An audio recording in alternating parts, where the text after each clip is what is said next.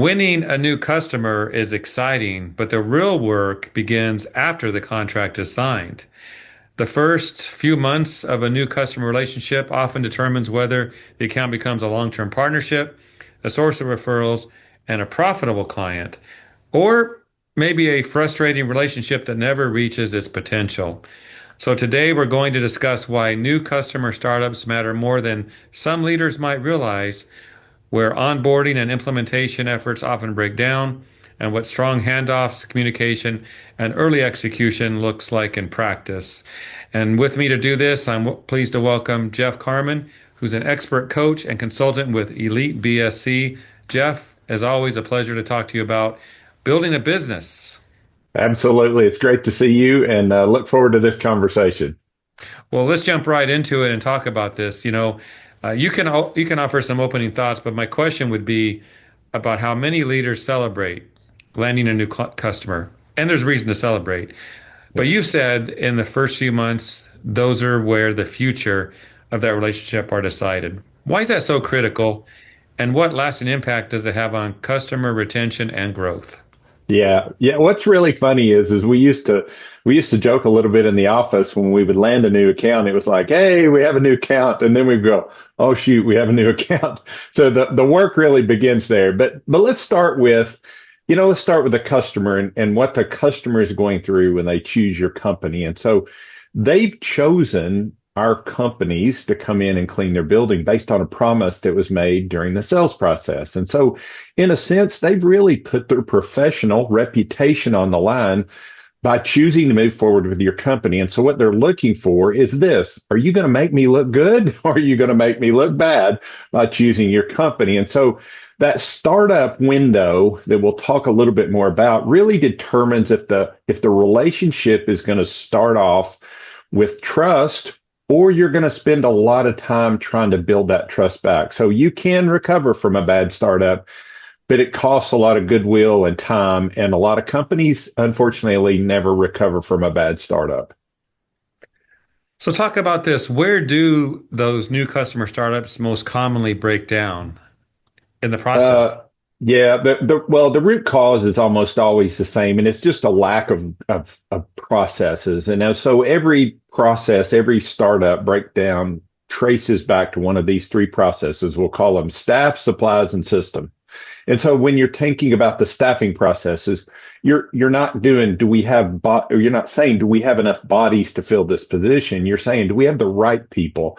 Are they properly trained? Do they have the right uniform? Do they have PPE? Do they have all of those things? Is your staff prepared to go in and do a good job? And so on the supplies process, it's not, do we have what we need? That's part of it, but it's, do we have the right supplies? And is everything procured? Is it set up? Is it staged and ready to go when the customer's facility, when your startup date or your commencement date starts?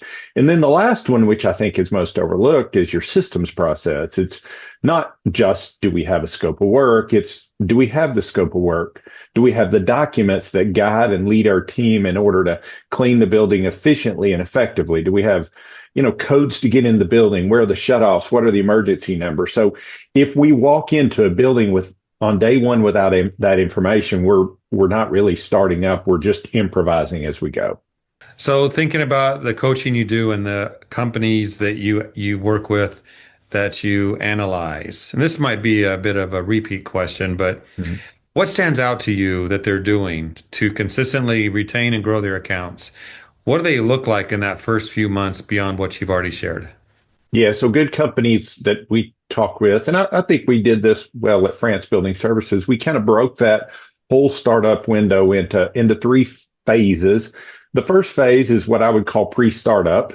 This is maybe 30 to 60 days. Maybe if it's a smaller account, this can be compressed a little bit, but this is where you hold what I would say a proper kickoff meeting. And this kickoff meeting includes the customer and the operations team, or the operations person, and the salesperson. So there's no miscommunication about what was discussed in the sales process and what the expectations are moving forward. And we talk about what this startup window, what success looks like.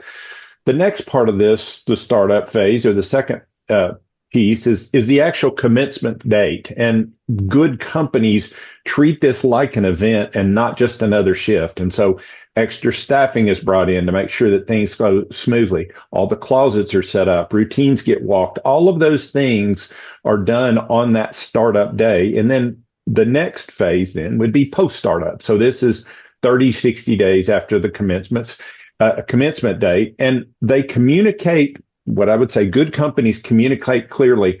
Hey, this is the phase or this is the time where we're refining our processes. We're understanding our routes or we're adding additional equipment that might make us more efficient.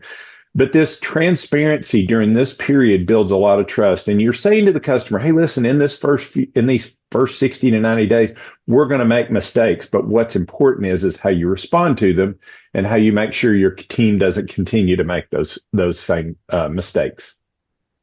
Thank you, Jeff. I just think back to you when you said earlier that companies celebrate when they get that contract. And I totally see that because when I talk to building service contractors, it seems like they're all about get the new contract, build your business, get more clients. But you're right. That's not the end of it. That contract you chased is the Yeah, start. it Mhm. is. It is. That's right. Any final words of advice for those watching?